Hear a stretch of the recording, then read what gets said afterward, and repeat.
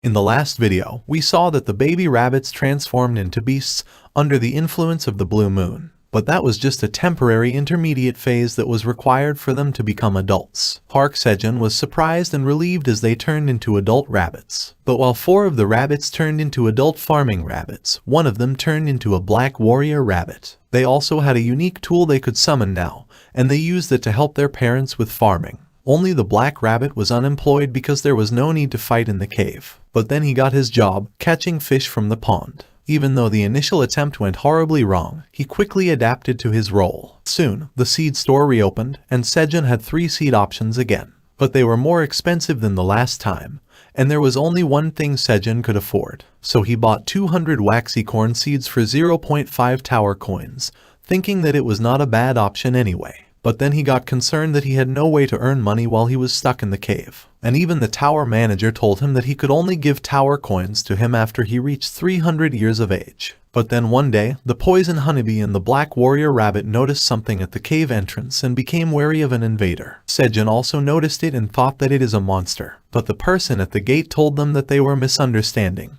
He was only a wandering merchant. And as he jumps inside the cave, we see a talking cat named Theo. This chapter starts with Theo introducing himself as a wandering merchant to Sejun. But Sejun is shocked to see a talking cat, and the black warrior rabbit behind him is still suspicious of the cat. But then Sejun remembers that he heard that sometimes people meet a traveling merchant as they go up the tower. But he was not expecting the traveling merchant to be a cat. But Sejun finds the cat merchant quite adorable. He looks at his big and shiny eyes and his soft and chubby cheeks, and the soft, jelly-like paws of his outstretched hand. Sejun wants those jelly paws to knead on him, and he exclaims inside his mind that this was completely unfair. With a merchant so cute, it would be easy to scam people. And by people, he means himself. Sejun really liked cats, but as the cat merchant asks him if he is Park Sejun, he tries to act cool. He confirms his identity and then asks the merchant what he wants. Theo says that he heard about a new rookie who made transactions in the seed store, and he was here to greet him and make some deals with him. Sejun is curious about the deals and asks Theo more about them. The cat merchant rummages inside his bag and says that he has some pretty good items. But his stomach growls loudly, and now Theo is nervous. He apologizes to Sejun, saying that he had not eaten anything today. And he ended up showing an embarrassing image to a customer. As Theo nervously laughs about the silly thing, Sejun is staring at him curiously. And then he has an evil and mischievous grin on his face. It seems like he is up to something, probably something like taking advantage of the cat merchant. Sejun asks him if he heard his name correctly, was it Theo? And he offers him a roasted fish with a bright smile on his face. Theo is so shocked by the sudden offer that he meows out loud. His eyes glisten, his mouth drools, and his ears twitch as he looks at the delicious roasted fish. And Sejun asks him not to decline his offer. But Theo controls his hunger and tells Sejun that it's alright. He cannot touch a customer's food. Sejun is taken aback slightly and tries to convince the cat merchant again. He asks if Theo really does not want to eat it. He talks about the smell of the tender meat grilled on fire. As Sejun holds Theo's shoulder, he says that the fish had that distinct fishy flavor that cats can't refuse. And it seems like his words were working as Theo drooled over the fish again. Sejun says that it was obvious that Theo wanted it, and he could have it too. And as Sejun persuades him, Theo cannot stop drooling. He tries his best to stop himself from eating the fish, but as Sejun pushes it closer to him, he finally gives in. He eats a lot and is finally satisfied. Theo says that he is full now as he happily lays down on the ground, holding a fishbone. He says that the fish was so delicious, and now he was full. And Sejun tends to the fire while saying that Theo ate 5 fish. He must have been really hungry. Theo gets up and sincerely thanks Sejun. He says that he gave him such a nice treat, and he does not know how he can thank him enough. And Sejun smiles at him and says that it was no big deal. He should be the one who is thankful. After all, Theo came all the way here to meet him. And as Theo grabs his bag once again and starts talking about the deal, Sejun asks him for 0.5 tower coins. Theo asks him what he meant, and Sejun replies with a smile that he should pay for the roasted fish he just ate. Theo is shocked, and he panics as he asks Sejun if the fish wasn't free. And Sejun replies that nothing in this world is ever free. And since Theo said that he was here to make a deal, he was not going to eat his customer's fish and run away. As Sejun says, Theo is nervous, and then he looks around himself, and that nervousness increases. The black rabbit and the poison honeybee were ready with their weapons, and even the farming rabbits were ready to beat Theo if he tried to leave without paying.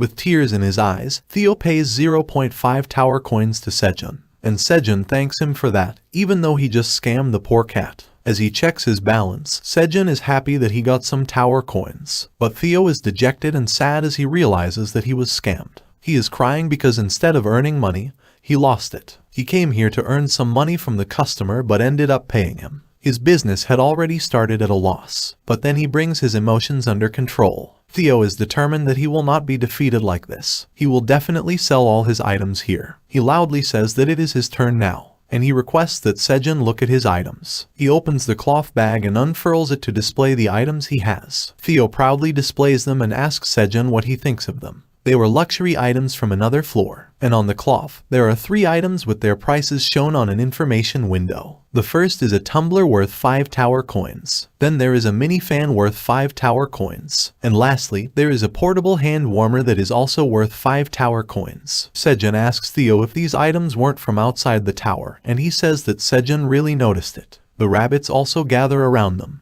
and they are curious about the items. Theo starts his sales pitch and tells Sejun that the tumbler has preservation magic. It will maintain the temperature of the things kept inside it, whether they are hot or cold. Then he talks about the mini fan, which has a wind magic enchantment, and whenever they need wind, they can just press the buttons. As Theo demonstrates how the mini fan works, Sejun stares at him in disbelief. He apologizes for cutting off Theo when he was talking, but he had to tell him the truth about the items he was selling. The cat merchant asks what was wrong, and Sejun says that all the items he brought were trash. Theo is shocked and angry. He shouts at Sejun and asks him what he is talking about. These items were from outside the tower, and how could someone not recognize their value? As he says this, Theo collects his items close to himself, and even the rabbit next to him is disappointed. Sejun tells Theo that he was also someone who had come here from outside the tower, and the terrible truth dawns upon him as he loses his confidence. Sejun explains that there was no magic in the items he was trying to sell. The tumbler prevented heat transfer by blocking contact with the outside,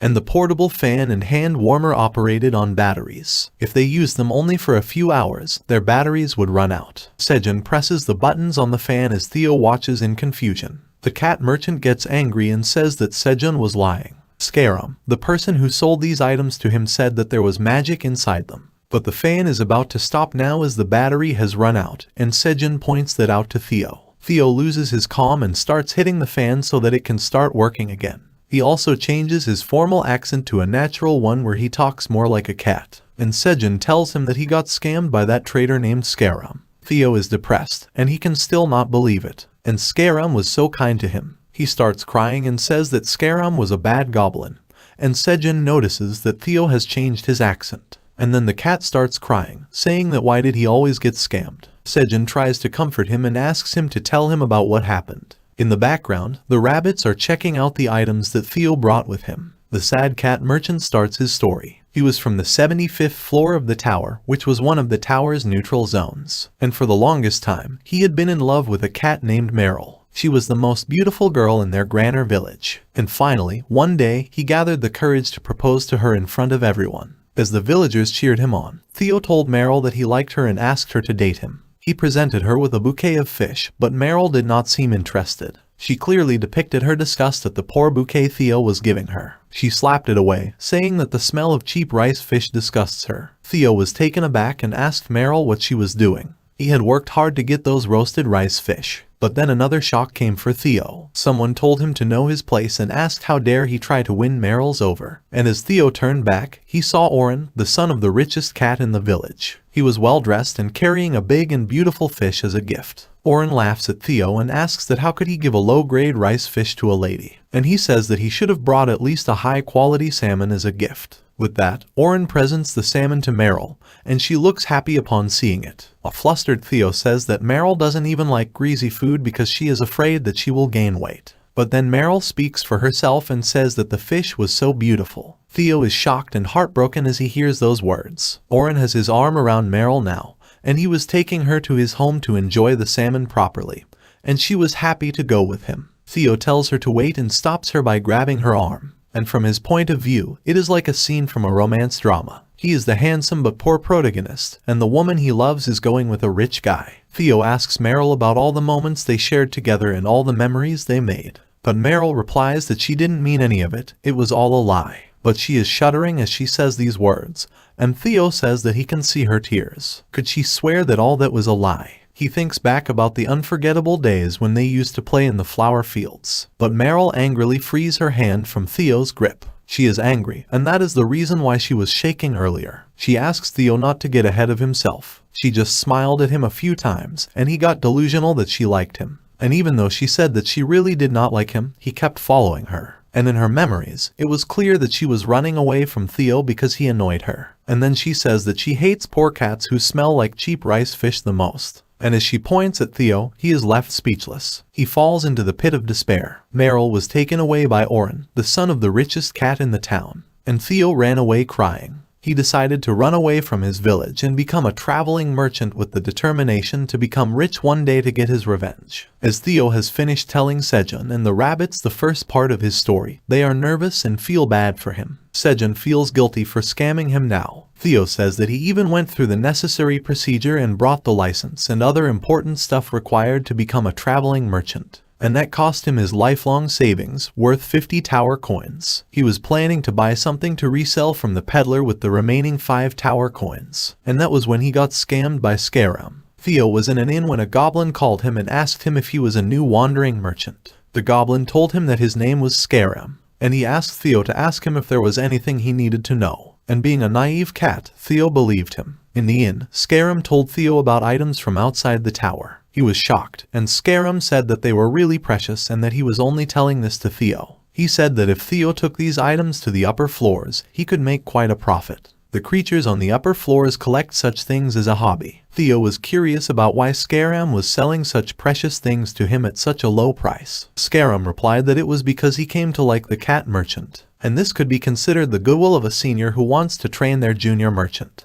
Then Scarum told Theo that if he did not like the deal, it was not a problem for him. He could sell them to any other merchant. And poor Theo immediately bought the items as soon as he heard this line. Scarum then told the cat that since he was in a good mood, he would also give him a bonus. He handed him a piece of paper and said that this was a map with the location of the new user of the seed store. And since it was a new member, Theo could make a great profit from him if he was lucky. But even that information was not really a bonus. Scarum told Theo that since he had given him good information, the drinks would be on him tonight. And poor Theo accepted this offer and even thanked the scammer. So Theo gave all his remaining money to Scarum and bought these items. He had high expectations that he would be able to resell them for a high price. So he starved himself along the way and barely ended up here. As he tells this to Sejun, he is quite sad. But then he starts rolling on the floor and crying. He says that all of the items turned out to be trash. And on top of that, the customer took his remaining money by trapping him with fish. And he cries that he is not really good at anything. Sejun thinks that the cat merchant was really a pushover, but then he suddenly gets an idea. He remembers something, and that was a way he could use it to gain tower coins. Sejun smiles and tells Theo to calm down.